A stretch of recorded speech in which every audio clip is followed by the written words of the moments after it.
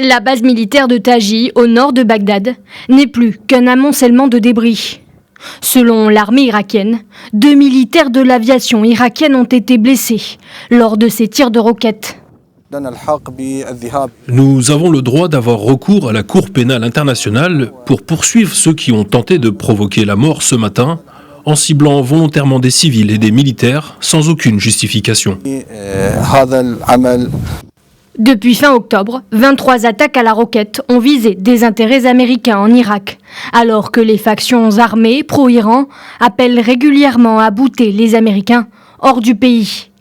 Aucune attaque à la roquette n'a jamais été revendiquée, mais Washington accuse les brigades du Hezbollah, l'une des factions pro-Iran, d'être derrière ces tirs.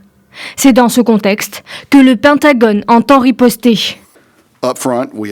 Je le répète, nous sommes en Irak pour soutenir le peuple irakien dans sa bataille contre Daesh et nous nous réservons le droit de défendre nos troupes partout où elles sont attaquées ou menacées.